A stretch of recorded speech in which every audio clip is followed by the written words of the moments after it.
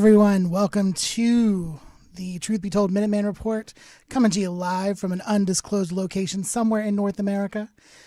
So, full disclosure, today's story was suggested by a viewer, Dan Hall. Dan, thank you so much for the suggestion. So this this story takes place in southwestern Pennsylvania, very near to where I grew up, like literally like down the mountain and just over a ways. And I'd never heard of this. I'd never heard of it at all. So today we're going to be talking about something called the Kecksburg UFO incident, which took place December 9th, 1965, and is kind of stretched out for a really long time, right? So let's get into this.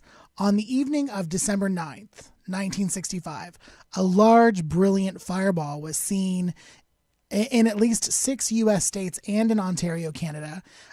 It streaked over the Detroit, Michigan area, and there were reports of hot metal debris over parts of Michigan and North Ohio. There were grass fires and even a sonic boom heard in Pittsburgh.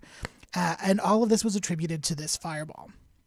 Right now, some people in the rural town of Kecksburg, right, which is about 30 miles southeast of Pittsburgh, reported that something had fallen from the sky. It had crashed into the woods. They saw wisps of blue smoke. They felt strange vibrations, and there was kind of an audible thump. Right. So an early morning edition of the local newspaper there, the Greensburg Tribune Review, actually stated the following. The area where the object landed was immediately sealed off on the order of the U.S. Army and state police officials, reportedly in anticipation of a close inspection of whatever may have fallen. State police officials were ordered that the area needed to be roped off to await the expected arrival of both U.S. Army engineers and possibly civilian scientists. Okay, so now when the state troopers and the Air Force personnel, they searched the woods, they said they found absolutely nothing. And then a subsequent edition of the newspaper came out that had the headline, "Searchers Fail to Find Object." So here's what, at the time, and I think even later, astronomers like Paul Annier, William P. Beitelman, and Fred Hess said that undoubtedly this was a meteor biode. Not a biode, bolide? What was the word? Yes, a bolide, B-O-L-I-D-E. Sorry for that. That was burning up in the atmosphere and descending at a steep angle.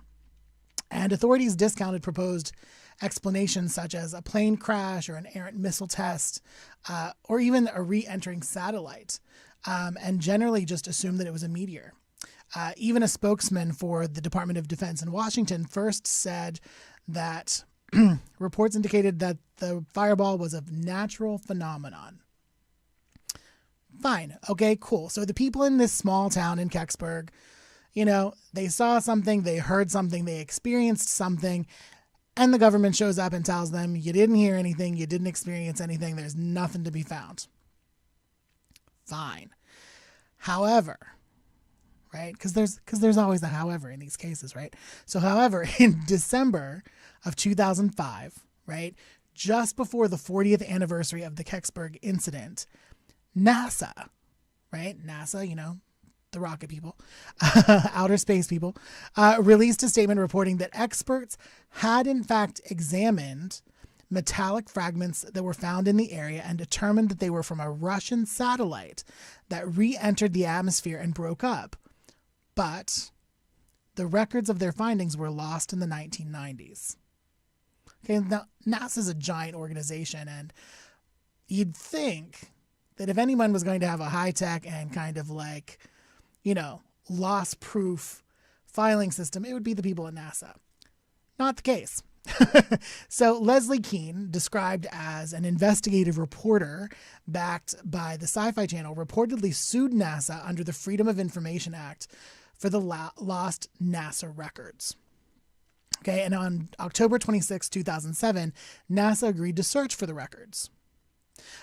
Because they were ordered to by the court. And during the hearing, Steve McConnell, who was a public liaison officer for NASA, testified that 2 boxes of papers from the time of the Kecksburg incident were missing. Apparently, loss of records is not a unique case at NASA. For example, the original tapes recorded during the televised Apollo 11 moon landing were misplaced or reused. I mean, I'm all for recycling, but something like, a moon landing seems like something you want to keep, right? Anyway, so that's what came out in 2005 and 2007, right? 40 years later, they're coming out and they're saying, oh, by the way, we did find some stuff. We just didn't tell you about it. And then we lost the evidence. All right. But then NASA backtracks. More recent comments are less supportive of this idea that it was a Russian satellite, right? They're saying now that there is some speculation that the re-entry of the Cosmos 96 Venera-type spacecraft, which I'm going to show you a picture of this because I thought this was really cool. And again, if you're listening to the audio, I'm sorry you can't see the picture, but look it up. So the Cosmos satellite series, right? They look like something out of like Lost in Space, don't they? So this is what they thought were fragments that came back into the atmosphere and were responsible for the fireball, which was seen over southwestern Ontario, Canada, and at least 8 states from Michigan to New York at 4:43 p.m. Eastern Standard Time, 21:43 Universal Time on the 9th of December 1965. Investigations of photographs and sightings of the fireball indicated its path through the atmosphere was probably too steep to be consistent with a spacecraft re-entering from Earth's orbit, and was more likely a meteor in a prograde orbit from the vicinity of the asteroid belt, and probably ended its flight somewhere over western Lake Erie. U.S. Air Force tracking data of Cosmos 96 also indicated that the spacecraft orbit decayed earlier than 21:43 Universal Time on the 9th of December, and other unconfirmed reports state that the fireball Other unconfirmed reports state that the fireball subsequently landed in Pennsylvania southeast of Pittsburgh near the town of Kecksburg at 4:46 p.m. Eastern Standard Time. Uncertainties in the orbital information and re-entry coordinates at the time make it difficult to determine definitively if this fireball could have been the Cosmos 96 spacecraft. So why make the statement in 2005 if you're not really sure that that's what it was? Right? And then you've got people looking around for records that may not exist because it may not have been the satellite. You know what I'm getting at. Anyway, so now John Venture of MUFON and an investigator named Owen Eichler, they did their own investigation, and it led them to speculate that the object in Kecksburg was actually a General Electric Mark II re-entry vehicle, right? And it looks like this. I'm going to throw this photo up there for you. That had been launched by the Air Force as a spy satellite, but it fell out of orbit. However, these findings were never corroborated by NASA or the Air Force, right? And again, I grew up in this area, right? Just around the river bend, as Pocahontas would say. And I never heard that there was a potential UFO crash or a satellite crash or meteorite crash in my own backyard, right? And this is the thing that was really weird to me, is that apparently this is held like it's like a long held fascination with the public. I mean, there have been numerous TV shows based on the Kecksburg incident, and it has been cited as the inspiration for some crazy films. And apparently I missed them all. So let's go through some of these. So in 1990, the NBC television show Unsolved Mysteries aired an episode partially devoted to the incident and suggested that an extraterrestrial craft had crashed. And it quoted local residents who said that they had found an object in the woods shaped like an acorn and about as large as a Volkswagen Beetle, bearing writings resembling Egyptian hieroglyphs, which was subsequently removed by the military.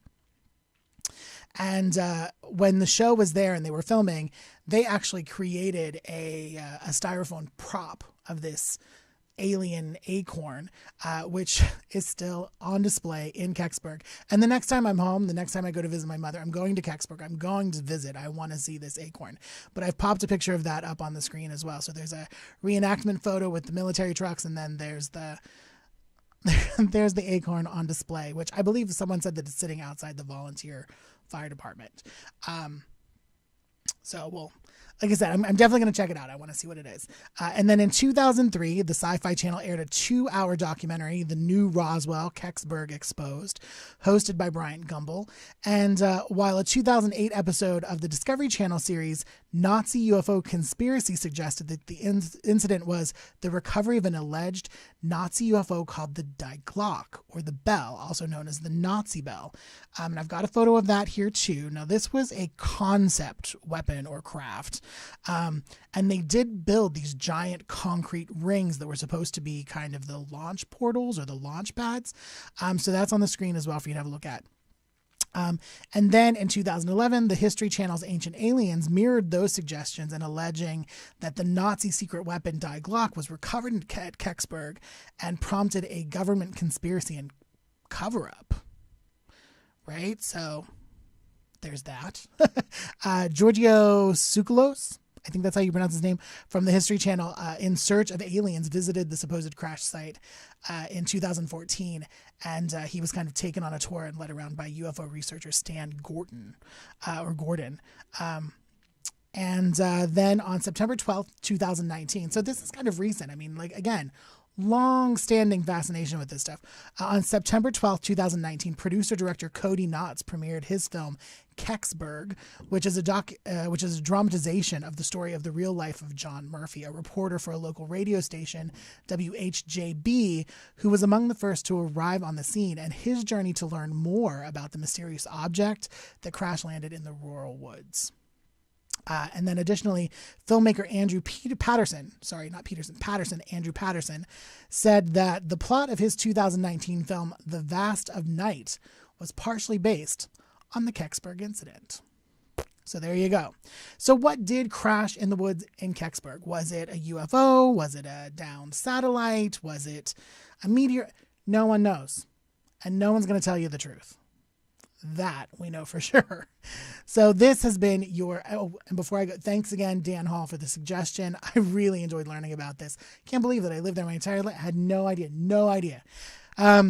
So this has been your weekly and live Truth Be Told Minuteman report.